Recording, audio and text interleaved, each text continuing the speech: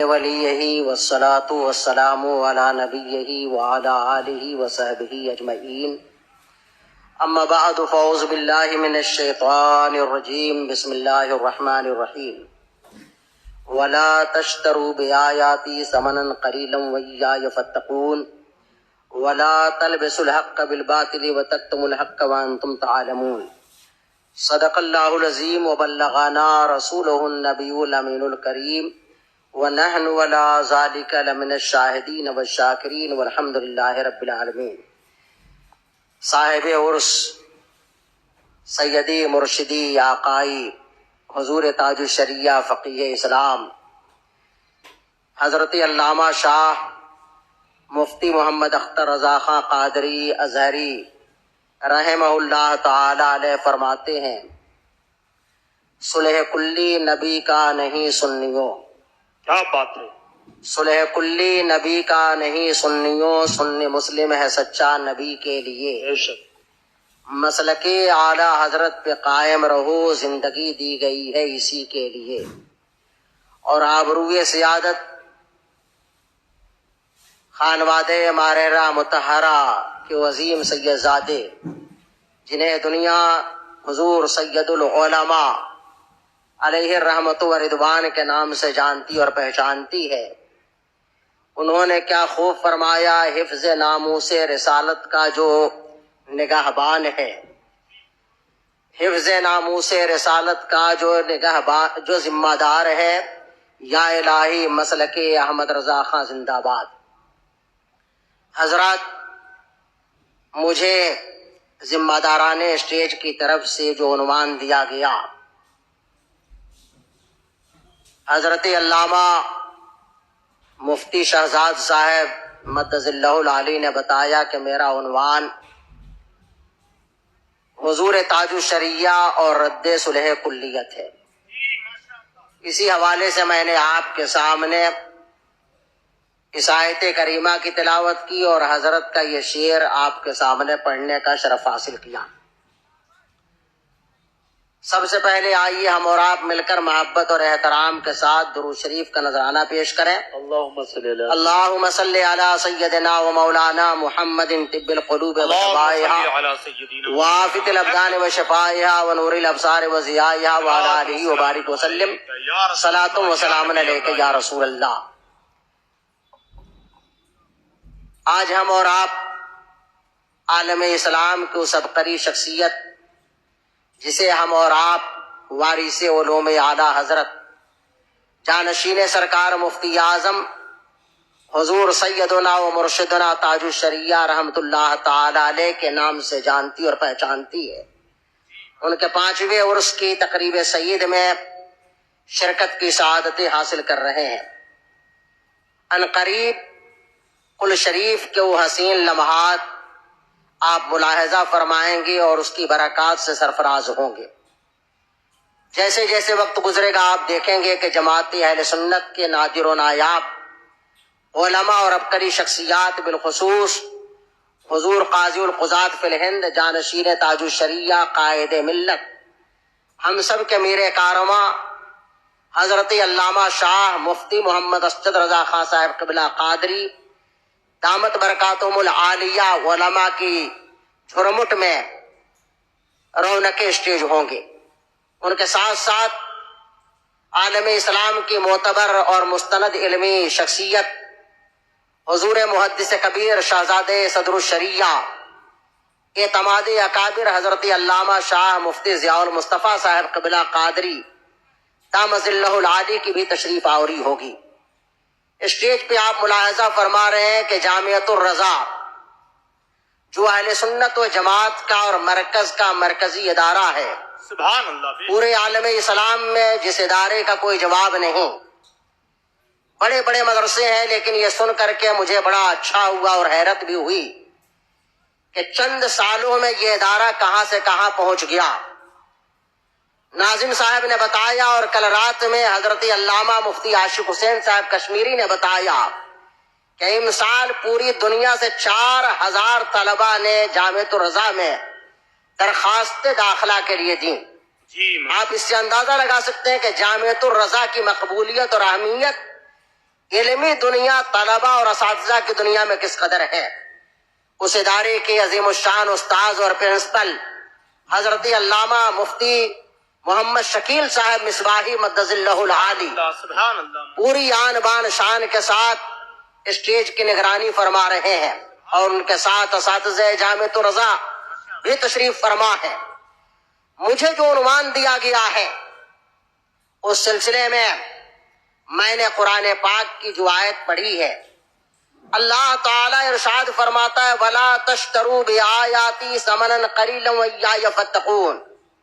مسلمانوں سے کہا گیا کہ اے مومنو، تم تھوڑے داموں میں اللہ کی آیتوں کو نہ بیچو۔ کیا مطلب؟ کہ ایک ایک آیت کو کوئی لے جا کر کے بازار میں سودا کرتا ہے؟ نہ، اس کا یہ مطلب نہیں ہے۔ اس کا مطلب یہ ہے کہ آدمی دین کے بدلے میں دنیا حاصل کرنے کی کوشش کرے، تقریر کرے اور اس سے وہ نیت کرے کہ اس سے ہم کو پیسہ کمانا ہے، مدرسہ چلائے اور اس سے مراد اس کی یہ ہو کہ ہمارے لیے یہ بزنس ہے، پیری مریدی کرے اور وہ یہ سمجھے کہ اس کے ذریعے ہم دنیا حاصل کریں گے۔ اور ایک مطلب اور ہے کہ جو یہود و نصارہ کیا کرتے تھے، آج بھی کچھ لوگ جانے انجانے میں وہ کر رہے ہیں، وہ یہ ہے کہ پیسوں کی لالچ میں خدا اور رسول کے احکام میں لوگ تبدیلیاں کر رہے ہیں۔ چہرہ دیکھ کر کے لوگ مسئلہ بتا رہے ہیں، چہرہ دیکھ کر کے لوگ حکم بتا رہے ہیں، وہی کام ایک عام آدمی کرتا ہے تو ہر مولانا کہتا ہے کہ تم پہ توبہ لازم ہے، توبہ کرو۔ کسی سے کہا جاتا ہے توبہ کر کے کلمہ پڑھو، نکاح بھی کرو۔ مرید تھے تو تمہاری بیعت ٹوٹ گئی ہے، لیکن وہی جرم جب کوئی پیسے والا کرتا ہے، جب کوئی اپنا کرتا ہے، جب کوئی بڑا آدمی کرتا ہے تو وہاں لوگ ہیلا بہانہ تلاش کرتے ہیں۔ یہ کام یہود و نصارہ کیا کرتے تھے کہ ان کے یہاں جب کوئی امیر آدمی، بڑا آدمی جرم کرتا تھا تو پیسے لے کر کے حکم بدل دیا کرتے تھے۔ قرآن نے ان تمام باتوں سے ہمیں اور آپ کو متنبہ فرمایا اور ہمیں بتایا گیا کہ اللہ اور اس کے رسول کا جو حکم ہے وہ سب کے لیے یکساں ہے۔ آگے اللہ رب العزت ارشاد فرماتا ہے وَلَا تَلْبِسُوا الْحَقَّ بِالْبَاطِلِ وَتَكْتُمُوا الْحَقَّ وَأَنْتُمْ تَعْلَمُونَ۔ کہ مسلمانوں، حق کو باطل کے ساتھ نہ ملاؤ اور جان بوجھ کر کے حق کو نہ چھپاؤ۔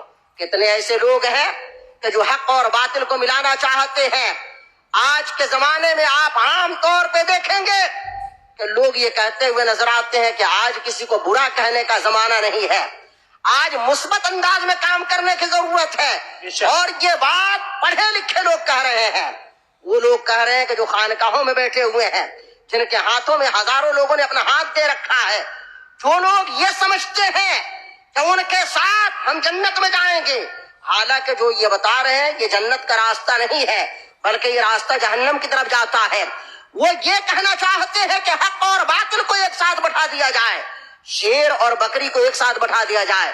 آپ یاد رکھیں کہ شیر کے ساتھ اگر بکری کو باندھا گیا تو بکری کا جو حشر ہوگا وہی حال ان سنیوں کا ہوگا کہ جب سنیوں کو دیوبندیوں کے ساتھ بٹھایا جائے گا، جب سنیوں کو وہابیوں کے ساتھ بٹھایا جائے گا، جب سنیوں کو شیعوں کے ساتھ بٹھایا جائے گا۔ اور یہ جھگڑا آج کا جھگڑا نہیں ہے بلکہ جھگڑا ابتدا سے چلا آ رہا ہے۔ اللہ تعالیٰ نے جب حضرت آدم علیہ السلام کو پیدا فرمایا اور آدم علیہ السلام کے سجدے کا حکم دیا گیا تو فرشتوں نے سجدہ کیا، شیطان نے انکار کر دیا، اختلاف کے بیچ پڑ گئی۔ وہیں سے ایک طرف شیطان اور دوسری طرف حضرت آدم علیہ السلام ہے۔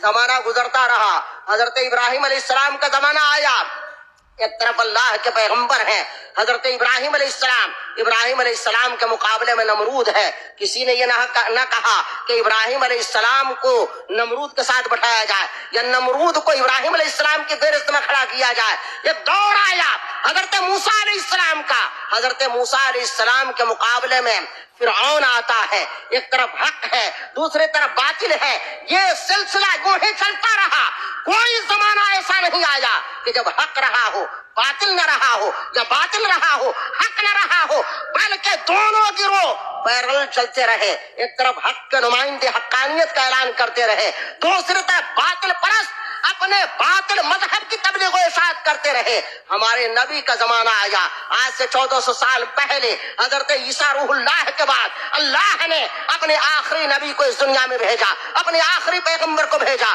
ہمارے نبی آئے, وہ زمانہ بھی باطل پرستوں سے خالی نہیں تھا, مشرکوں سے خالی نہیں تھا, خالیوں سے خالی نہیں تھا, پاپیوں سے خالی نہیں تھا, گنہگاروں سے خالی نہیں تھا, جھوٹ بولنے والوں سے خالی نہیں تھا, بلاکاریوں سے خالی نہیں تھا, غیبت اور چغلی کرنے والوں سے خالی نہیں تھا, اللہ کی عبادت سے انکار کرنے والوں سے خالی نہیں تھا. ایک طرف ہمارے نبی ہیں جو دعوت و تبلیغ کا فریضہ انجام دے رہے ہیں, لوگوں کو بتا رہے ہیں کہ ایک اللہ کے سوا کوئی معبود نہیں ہے. وہیں دوسری طرف ابو جہل ہے, دوسری طرف ابو لہب ہے. یہ سلسلہ چلتا آ رہا ہے. چلتے چلتے ہمارے نبی کے بعد جب حضرت ابوبکر صدیق کا زمانہ آتا ہے, وہ زمانہ آیا, ایک طبقہ ایسا پیدا ہوتا ہے کہ جس نے زکوٰۃ دینے سے انکار کیا, زکوٰۃ دینے سے منع کر دیا. ایک طبقہ وہ کھڑا ہوا جس نے نبوت کا دعویٰ کیا. ہمارے نبی کے بعد کسی نبی کا امکان ہی نہیں ہے, کوئی نبی پیدا ہو ہی نہیں سکتا ہے.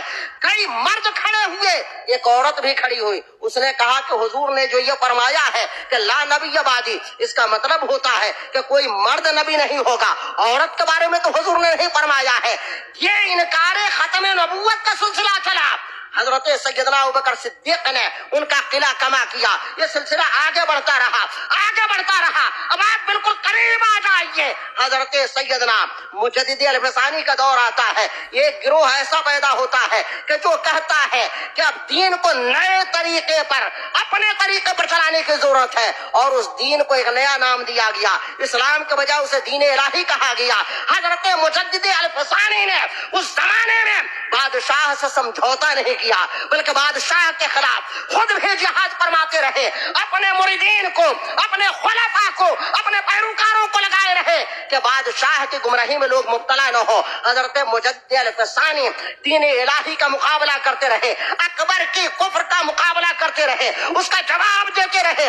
اکبر کے بعد ایک زمانہ آتا ہے, وہ زمانہ اشرف علی تھانوی کا ہے, قاسم نانوتوی کا ہے, پیر سید احمد خان نیچری کا ہے, قاسم نانوتوی کا ہے, ان گمراہ لوگوں کا ہے. اس زمانے میں جب ہمارے دین پر حملہ ہو رہا تھا, ہمارے عقیدے پر حملہ ہو رہا تھا, نبی کی عظمت پہ حملہ ہو رہا تھا, نبی کے علم پر حملہ ہو رہا تھا, نبی کے اختیار پر حملہ ہو رہا تھا, اہل بیت کی عظمت پہ حملہ ہو رہا تھا, صحابہ کی عظمت پہ حملہ ہو رہا تھا. ایسے زمانے میں اللہ تعالیٰ نے بریلی کی سرزمین پر اپنے ایک بندے کو کھڑا کیا. اس بندے کا نام امام احمد رضا ہے. اسے دنیا نے مجدد اسلام کہا.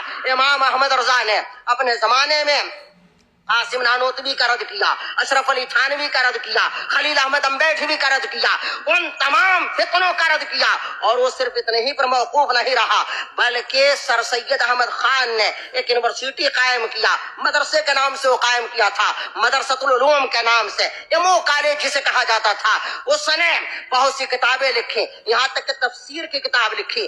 آج ایک بات آتی ہے کہ جب کوئی مولانا غلطی کرتا ہے, اور بڑا مولانا غلطی کرتا ہے, بڑا پروفیسر غلطی کرتا ہے, بڑا ڈاکٹر غلطی کرتا ہے, تو لوگ کھڑے ہو جاتے ہیں کہنے کے لیے کہ انہوں نے بہت کام کیا ہے. کیا ان کے تمام کارناموں کو آپ بھلا دیں گے؟ میں ان سے کہنا چاہتا ہوں, اشرف علی تھانوی نے کم کام کیا تھا کیا؟ سر سید احمد نے کم کام کیا تھا کیا؟ آپ نے مدرسہ کھول دیا تو بہت بڑا کام کر دیا. ایک یونیورسٹی میں سینکڑوں مدرسے پیدا ہوتے ہیں, ایک یونیورسٹی میں سینکڑوں نہیں بلکہ ہزاروں کی تعداد میں طلبہ علم حاصل کرتے ہیں. آپ کے پڑھائے ہوئے لوگ مؤذن بنتے ہیں, ان کے پڑھائے ہوئے لوگ ڈاکٹر بنتے ہیں, آپ کے پڑھائے ہوئے مدرس بنتے ہیں, آپ کے پڑھائے ہوئے لوگ 5,000 پہ نوکری کرتے ہیں, اور یونیورسٹی کا پڑھا ہوا 50,000 پہ نوکری کرتا ہے. کام آپ نے کیا ہے تو کام انہوں نے بھی کیا ہے. سر سید احمد خان نے صرف یہ نہیں کہ اردو کی کچھ کتابیں لکھ دیا ہو, بلکہ بڑی بڑی کتابیں لکھی. قرآن کی تفسیر لکھا. اسی قرآن کی تفسیر میں اس نے یہ لکھا کہ فرشتوں کا خارجی وجود نہیں ہے, جناتوں کا وجود نہیں ہے, شیطان کا وجود نہیں ہے, قرآن کلام الہی نہیں ہے, یہ وحی نہیں ہے, اور جن معجزات کا اظہار रसूल पाक के दस्ते करम पे हुआ, उसने इनकार किया, जन्नत का इनकार किया, जहन्नम का इनकार किया। आज जब उलमा सर सैयद के बारे में अपने नजरियात का इजहार करते हैं तो जाहिल टाइप के लोग कहते हैं कि मौलाना लोग असरी तालीम के मुखालिफ हैं, अंग्रेजी उलूम के मुखालिफ हैं, अंग्रेजी तालीम के सबब से मौलाना लोगों ने सर सैयद को काफिर कहा। नहीं नहीं, मौलाना लोगों ने अंग्रेजी के बुनियाद पर सर सैयद को काफिर नहीं कहा। मौलाना लोगों ने अगर सर सैयद के खिलाफ कोई हुक्म लगाया है तो इसलिए कि जो उसने गलत अकायद अपनी किताबों में लिखे उस पर अड़ा रहा, तौबा नहीं किया, इसी तरह मर गया। अब मुझे कहने दीजिए, यूनिवर्सिटी कायम करने वाला गलत अकीदे की बुनियाद पे अगर मुजरिम हो सकता है, बड़ा बड़ा इमाम और मौलाना, तफसीरें लिखने वाला, कुरान का तर्जमा लिखने वाला, बड़े बड़े इदारे कायम करने वाला अगर गलत अकीदा रखने की बुनियाद पे हुक्म शरा में माखूज हो सकता है तो आज क्या कोई आदमी उससे मुस्तस्ना हो सकता है? नहीं, मुस्तस्ना नहीं हो सकता। हुजूर आला हजरत के जमाने में देवबंदियत का फितना था, कादियानियत का फितना था, नेचरियत का फितना था, अबुल आला मौदूदी का फितना था, खैर मुकल्लदियत का फितना था। इमाम अहमद रजा ने बैक कलाम उन तमाम फितनों का मुकाबला किया और इतना ही नहीं किया बल्कि सुन्नियत के नाम पर राफजियत को जब फैलाया जा रहा था तो आला हजरत ने रिसाले ताज़ियादारी लिखा। तसव्वुफ के नाम पर, मौला अली की मोहब्बत के नाम पर सहाबा की तौहीन की जा रही थी। इमाम अहमद रजा ने अबू बकर, उमर और उस्मान अली के फज़ाइल पर मुस्तनद और मोतबर किताबें लिखी हैं। उन किताबों को आप फतावा रज़विया में पढ़ सकते हैं, छपे हैं। मैं कहना यह चाहता हूँ, कोई जमाना न हक से खाली रहा है और न बातिल से खाली रहा है। जहाँ हक रहा है उसके मुकाबले में बातिल भी रहा है, जहाँ बातिल रहा है उसके सरकोबी के लिए अल्लाह अल हक को पैदा करता रहा है। इमाम अहमद रजा ने अशरफ अली थानवी को जवाब दिया, कासिम नानोतवी को घेरा,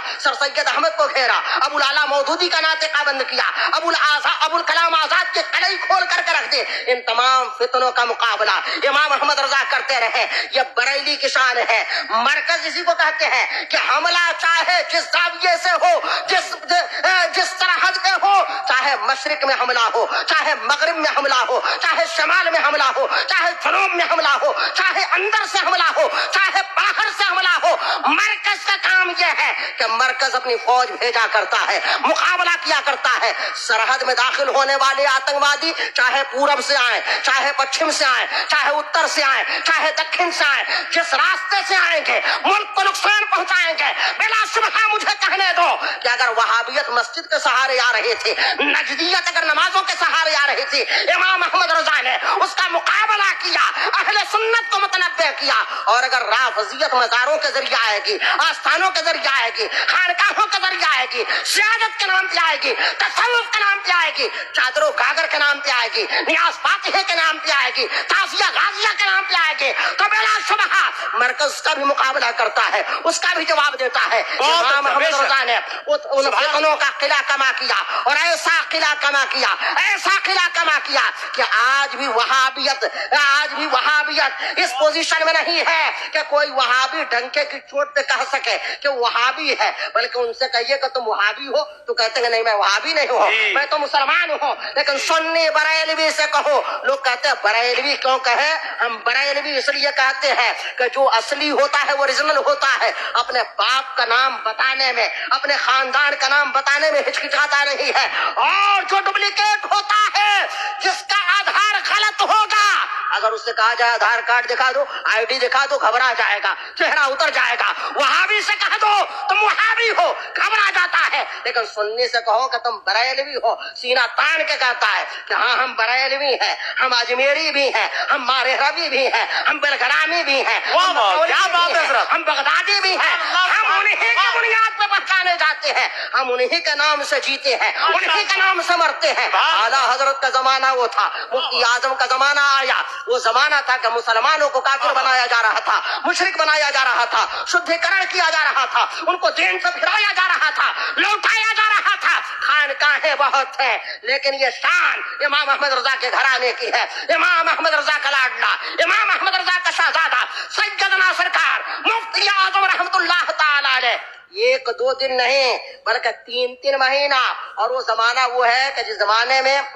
हवाई जहाज اور ہیلی کاپٹر اور ایسی کاروں سے نہیں بلکہ بیل گاڑیوں سے، ٹانگوں سے، کہیں پیدل چلا جاتا تھا، پگڈنڈیوں پہ چلا جاتا تھا۔ اس زمانے میں پنکھے نہیں چل رہے تھے، اس زمانے میں آرام کے گدے رہے تھے، اور اس زمانے میں اتنے مالدار لوگ نہیں تھے، کھانے پینے کی اتنی سہولتیں نہیں تھے، لیکن سرکار مفتی اعظم کے بارے میں نے پڑھا کہ 3 ماہ تک آگرہ اور علی گڑھ کے علاقوں میں رہے، اور انہوں نے مسلمانوں کو بتایا کہ مسلمانوں تمہارا دین اسلام ہے، اور اسلام ہی اللہ کا نزدیک سچا دین ہے۔ سدھی تحریک کا مقابلہ امام احمد رضا کے شہزادے سیدنا سرکار مفتی اعظم نے کیا، اور انہوں نے مسلمانوں کے دین و ایمان کی حفاظت فرمائی۔ سرکار مفتی اعظم جا رہے ہیں، دنیا پریشان ہے، اہل حق پریشان ہے، علماء اہل سنت پریشان ہے کہ سرکار مفتی اعظم کے بعد سنیوں کا کیا ہوگا، کون قیادت کرے گا، کون رہنمائی کرے گا۔ کسی کے خواب و خیال میں نہیں تھا کہ جسے دنیا علامہ اختر رضا خان کہتی ہے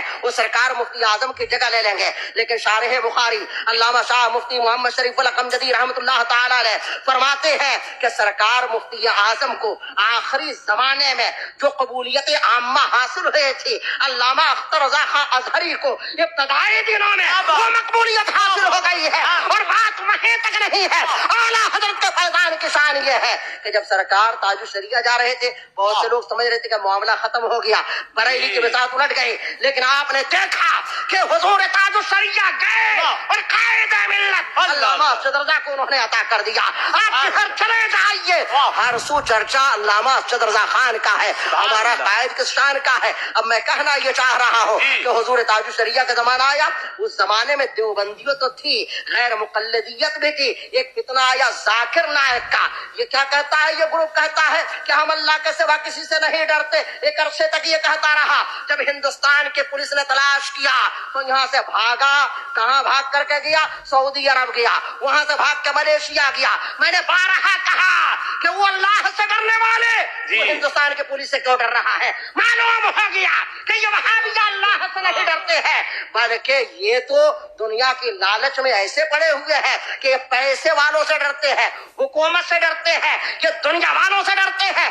آج بھاگ کر کے وہ اپنا دین لے کر کے ملیشیا میں چلا گیا ہے۔ ایک فرقہ آیا اور وہ یہاں سے نہیں، ہمیں ان رضویوں پہ حیرت ہے، ان مولویوں پہ حیرت ہے کہ جو اپنے نام کے آگے رضوی لگاتے ہیں، برکاتی لگاتے ہیں۔ میں آپ سے پوچھنا چاہتا ہوں، پورے ہند پاک اور بنگلہ دیش میں جو اسلام کی یہ ہری بھری کھیتیاں نظر آ رہی ہیں، کروڑ کی تعداد میں جو مسلمان نظر آ رہے ہیں، پوری دنیا جانتی ہے کہ مسلمان پہلے سے تھے، لیکن اتنی کم مقدار میں تھے۔ یہ مسجدوں کے مینارے، یہ مدرسے، یہ خانقاہیں، یہ مزارات، یہ امام، یہ مولانا، یہ سب خواجہ غریب نواز کی دین ہے۔ خواجہ غریب نواز کے قدموں کی برکت سے ہندوستان، پاکستان، بنگلہ دیش میں اسلام پھیلا۔ آج یہ کہاں ہے؟ انڈیا میں ہے۔ کچھوچا کہاں ہے؟ انڈیا میں ہے۔ درگاہ نظام الدین اولیاء کہاں ہے؟ انڈیا میں ہے۔ خواجہ قطب الدین بختیار کاکی کا دربار کہاں ہے؟ انڈیا میں ہے۔ مارہرہ مطہرہ کے مشائخ کہاں ہے؟ انڈیا میں ہے۔ کالپی کے شہزادے کہاں ہے؟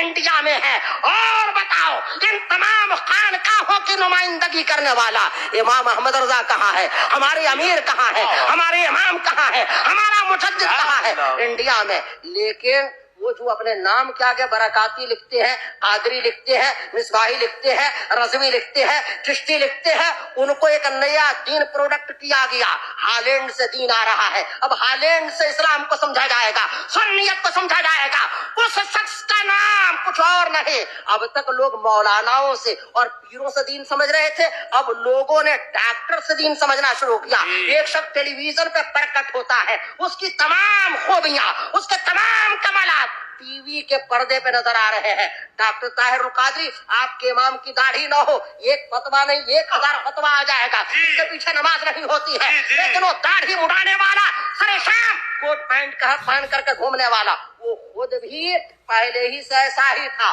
اور اس کا باپ اس سے بڑا والا تھا۔ یہ دونوں کے دونوں مکار۔ اس نے جب اپنی مکاری اور فریب کاری کو عام کیا تو بہت سے سنیوں نے کہا کہ بہت بڑے علامہ ہے، اور یہ تو عاشق رسول ہے، تقریر کرتے ہیں تو روتے ہیں۔ میں نے کہا عاشق نہیں ہے، اداکار ہے، فلمی ایکٹر ہے۔ ہندوستان میں ہوتا تو کسی فلم میں اسے نکاح پڑھانے کا رول مل جاتا، یا کوئی اسی طرح کا لیلا مجنوں ٹائپ کی کوئی پکچر بنتی، اس میں اس کو رول دیا جاتا۔ طاہر القادری کا فتنہ آیا، کوئی خانقاہ بولنے کو تیار نہیں، بلکہ بہت سے خواہ مخواہی تو طاہر طاہر القادری کی چادر میں لپٹ کر کے وہ جنت میں جانا چاہ رہے تھے. لیکن سنو، جب طاہر القادری نے صلح کلیت کو پھیلانا شروع کیا تو کون کھڑا ہوتا ہے؟ حضور تاج الشریعہ کھڑے ہوتے ہیں. اور اس کے خلاف جب آپ نے بیان دیا، جب آپ نے فتوا دیا، آپ نے دیکھا طاہر القادری کا حال کیا ہوا. طاہر القادری کہاں پہنچ گیا؟